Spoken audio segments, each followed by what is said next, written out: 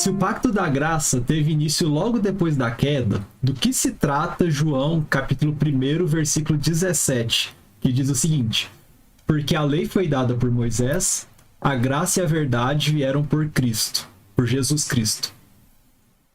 Deixa eu até abrir o texto aqui, porque o versículo 16 ajuda a entender. Deixa eu pegar aqui. João 1, 16 e 17. Porque todos nós temos recebido da sua plenitude e graça sobre graça, porque a lei foi dada por meio de Moisés, a graça e a verdade vieram por meio de Jesus Cristo. É muito curioso que o apóstolo João aqui, ele usa essa expressão graça sobre graça e explica, vem o porquê aí junto, para explicar o que ele quer dizer graça sobre graça. E a explicação dele é falar da lei. Então perceba que ele está usando a categoria de graça para falar da lei. Então a lei de Moisés ele está chamando que é graça. Agora é claro, e ele está ciente disso, que a graça de Jesus vinda com Cristo, o Deus encarnado, é graça ainda maior do que aquela que foi derramada com a lei. Então perceba que ele não está fazendo um contraste entre lei e graça. Ele está fazendo um contraste de graça e graça. Só que momentos distintos dessa graça maravilhosa. Essa questão até dos momentos é muito bem enfatizada pelo Vos quando ele trata do processo da redenção e dos aspectos objetivos e subjetivos dela, subjetivos, né, a apreensão dos elementos da ordem da salvação, mas também os momentos objetivos é a circunstância histórica, assim, de como é que isso vai se revelando, é aquilo que você falou no começo, de nós estarmos num momento agora que não que os anteriores não tivessem graça, mas é claro que o avanço ou o progresso da revelação, seu desenvolvimento orgânico, ele nos coloca numa posição privilegiada de maior graça, de maior compreensão dela, de maior consciência dela, e assim por diante, né? Isso. Então, desculpa, é isso. Não, só para colocar uma questão que eu sempre menciono quando falo dessa questão da lei como graça, né, da lei como uma carta de amor, realmente, do próprio Deus. Uma das coisas que geralmente o pessoal, os mais críticos da lei de Deus, especialmente como está expresso no Antigo Testamento, eles falam assim: mas esse tempo do Antigo Testamento era esse olho por olho, dente por dente, né? E geralmente eles mencionam essa expressão, que é do Antigo Testamento, para falar como se fosse algo muito danoso, enquanto que é exatamente o contrário. Né? O juízo, né? O critério olho por olho é extremamente pode salvar e amoroso quando você tinha um critério anterior que era assim: se você pisa no meu pé, eu te mato. Então, se você não tem critério de justiça, sempre haverá injustiça. O que a lei, dentre muitas outras coisas, propõe dentro de uma ordem, de uma sociedade, eu nem estou mencionando a questão da lei apontando, como Paulo usa, né, a lei como um aio que nos leva a Cristo, nem cheguei nesse aspecto, mas só em termos de ordem de sociedade, você já vê a lei do Senhor como uma manifestação da sua graça para trazer ordem para uma sociedade extremamente desordeira, extremamente afetada pelo pecado, e que, se for deixada segundo a sua própria criatividade para o mal, é só você pensar, meu irmão. Imagina você que está dirigindo, e isso acontece comigo também, você leva uma cortada, o que vem na sua cabeça, né? Você está lá dirigindo, de boa, alguém corta você, dá aquela freada, você tem que frear junto, na mesma hora você pensa: Senhor, mata esse infeliz logo, né? É extremamente desproporcional. Imagina, se toda vez que você fosse cortado, ou se você cortasse alguém, essa pessoa morresse, estaríamos poucos aqui. Mas é claro que é injusto. É claro que é um critério errado, equivocado. Mas qual o critério que é externo a nós? É a lei do Senhor. Esse critério nos auxilia a observar e ter muita sabedoria bíblica nesse sentido. É só a gente pensar em termos de recuperação daquilo que foi roubado, daquilo que foi perdido. Quando a gente observa a lei, se alguém roubasse outro, qual era a pena para essa pessoa? Devolver. Isso é uma sabedoria muito simples, mas que faz muito sentido quando a gente pensa em termos de estrutura de sociedade. Porque imagine, se essa pessoa rouba um carneiro e o outro vai lá e rouba uma filha, você tem uma injustiça. Não faz sentido isso, mas é o que pode acontecer. Lembra aí do nosso pecado. Então, a lei, ela vem como uma forma de estruturar a sociedade. Agora, quando a gente pensa em termos ainda mais profundos, quando a gente pensa em termos soteriológicos, a lei do Senhor é amor que nos leva a refletir sobre a nossa pecaminosidade, a nossa incapacidade de cumpri-la e a nossa necessidade de um Salvador, Jesus Cristo. E isso só pode vir pela lei. O apóstolo Paulo diz exatamente isso. Então, contrastar lei e graça é um grande erro teológico e bíblico, em termos mais explícitos, né? E assim, é exatamente contra esse cenário de desproporção na vingança que a lei se coloca.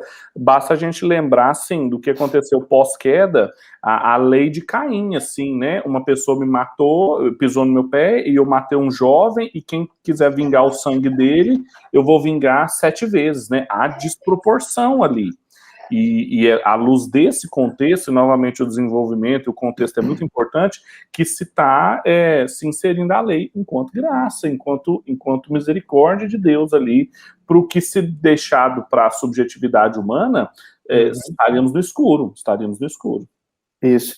E até mesmo, e é interessante observar, que a nossa própria legislação hoje, ela ainda é muito dependente dessa legislação hebraica, né, da República Hebraica.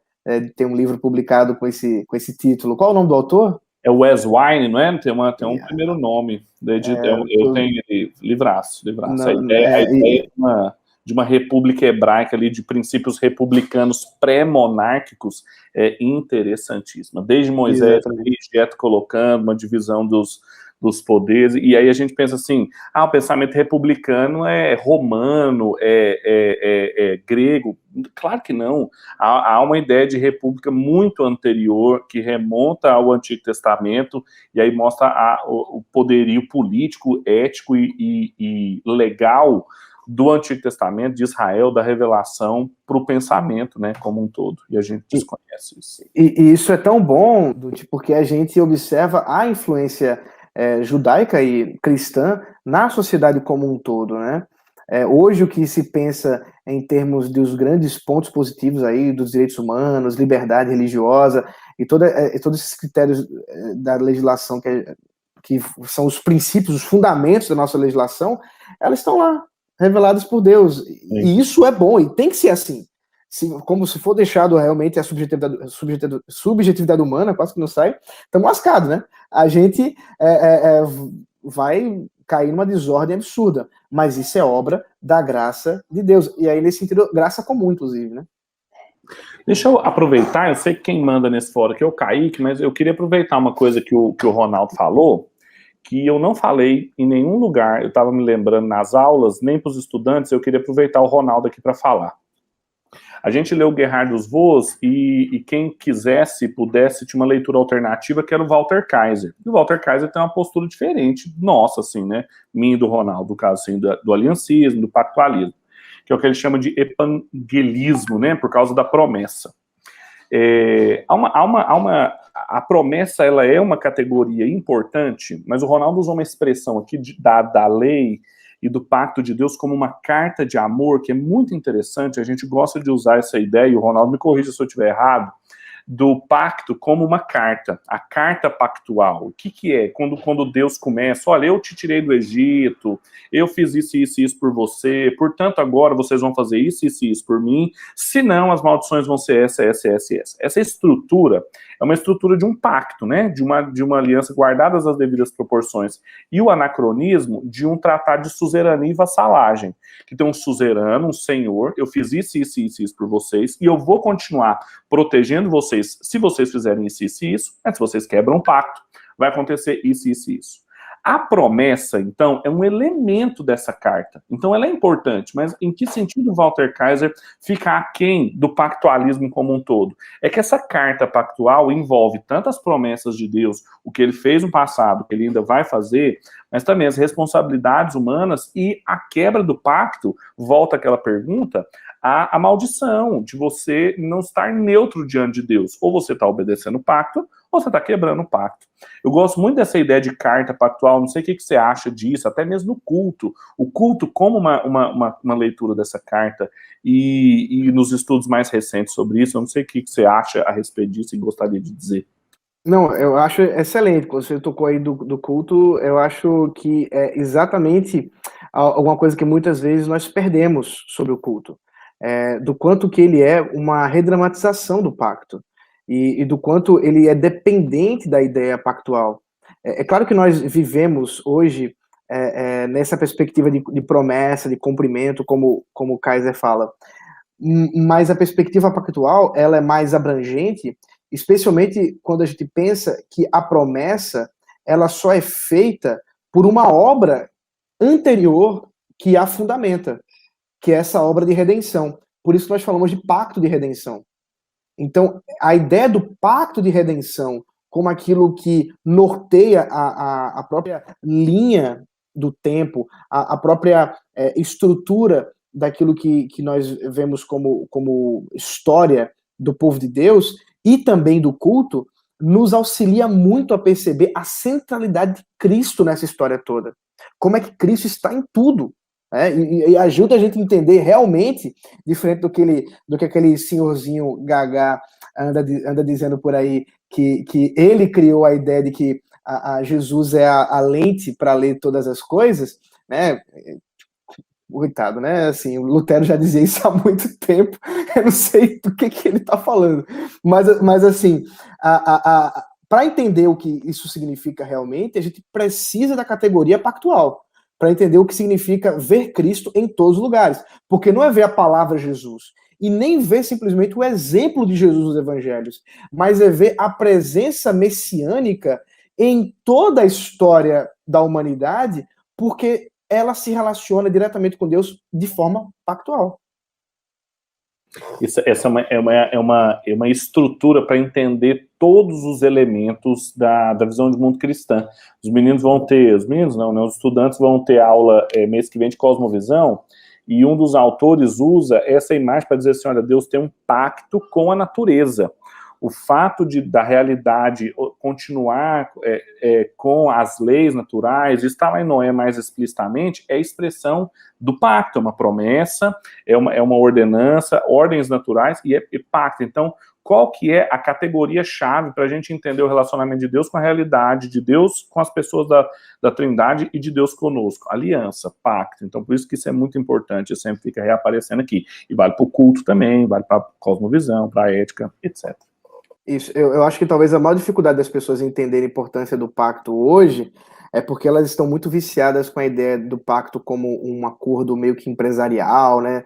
Eu faço um pacto para algum tipo de acordo financeiro, etc., e perde de observar o aspecto pactual dos tempos do Antigo Oriente Próximo, né? Da ideia realmente como as coisas aconteciam. Você mencionou a questão do pacto de suzerano, né, que é uma coisa que o Meredith Kline trabalhou, né, e as descobertas arqueológicas e todas as tabuinhas, né, dos pactos que eram feitos, uma coisa muito, muito cuidadosa para a gente poder descobrir o que ambienta esse contexto para a gente entender. E talvez aí a expressão mais bela, pelo menos na minha perspectiva, desse pacto, é aquele momento com Abraão, quando Abraão questiona, né, Senhor, mas cadê meu filho?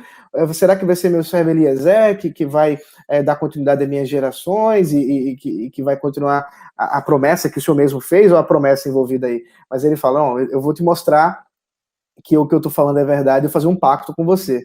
Então, o que garante a promessa é o pacto. Perceba que uma coisa vem antes da outra. E aí, no momento do pacto, ele ordena que Abraão faça, né, o corte ali os animais, ele corta, e isso tem a ver com aquela estrutura de como é que se faz um acordo naquele tempo. Os animais estão cortados ali, dando uma espécie de ilustração daquilo que deve acontecer com aquele que quebra o pacto, né? E é por isso que a língua hebraica usa a expressão cortar uma aliança, você vai ter esse verbo, o verbo cortar no hebraico, e você tem então a Deus dando sono para Abraão. Abraão não passa pelos animais, Deus passa sozinho como um fogo, e aí nos mostra com clareza o mediador Jesus Cristo ali, tá vendo Jesus lá? não tem o nome de Jesus, e nem tem Jesus citando essa história nos evangelhos. Então perceba, não é uma dependência simplesmente de uma exemplificação quase que moral dos evangelhos, mas é observar a presença da graça mediadora do pacto em Cristo, já ali, onde ele está se manifestando, dizendo, esse pacto eu faço comigo mesmo, porque você não tem como cumprir, e eu vou fazê-lo eterno, ele é inquebrável, e a gente só vai entender isso de maneira clara quando o Senhor Jesus Cristo é partido por nós ali na cruz, e nós ilustramos isso, voltando para o culto, na nossa redramatização com o pão, que é partido por nós. Então, mais uma vez, nós celebramos a aliança que é partida para que nós possamos viver. É muito bonito, faz muito sentido e conecta as coisas todas, assim. Muito bom. Eu acho maravilhoso. Tá aí uma indicação, a gente não tem nada do Benedict Klein traduzido em língua portuguesa, a gente tem quem leu e quem foi colega dele, que é o Gerhard van Groningen. É o Van Groningen, isso. E cita muito, mas isso é uma coisa muito importante contemporaneamente para quem quiser aprofundar nisso aí.